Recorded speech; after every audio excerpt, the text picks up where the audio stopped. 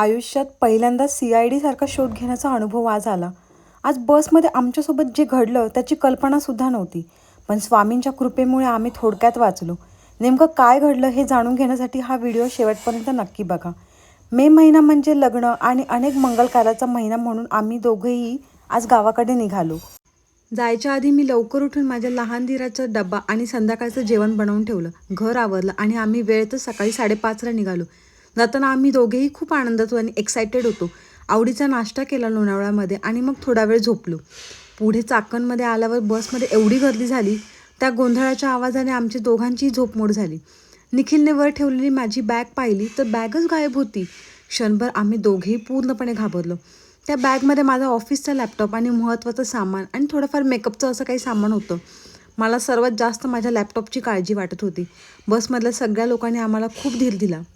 एका ताईंनी सांगितलं की काही वेळापूर्वी एक माणूस फार गडबडीत होता. एक काळ्या कलरची बॅग घेऊन तो मागच्या स्टॉपला उतरला. वर 3 बॅगा होत्या, त्यांचा कलरही ब्लॅक होता. त्यामुळे त्याने बहुतेक आमचीच बॅग स्वतःची बॅग म्हणून समजून निघून गेला तो.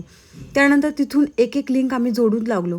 एक बॅग दुसऱ्या माणसाची होती आणि उरलेली बॅग म्हणजे नक्कीच त्या माणसाची असेल असे कन्फर्म झालं. सगळे लोक म्हणाले, त्या बॅगेत काहीतरी क्लू मिळेल का, तुम्ही नक्की चेक करा.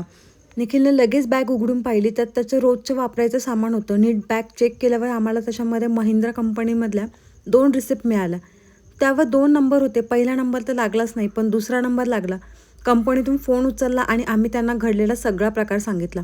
त्यावर त्यांनी सांगितलं की आज एक माणूस आमचे काही मशिनरीचे पार्ट्स घेऊन येणार होता आणि बॅगमध्येही तसंच काही सामान होतं. आम्ही त्यांना त्या माणसाचा नंबर मागितला, पण त्यांनी सांगितलं की नंबर मॅनेजरकडे असणार आहे, 15-20 मिनिटांनी कॉलबॅक करा असं त्यांनी सांगितलं. पुन्हा एकदा आमची आशा तुटली.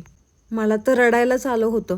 आता लॅपटॉप परत येईल अशी माझी आशा संपली होती. मनातून सतत स्वामींचा धावा करत राहिली.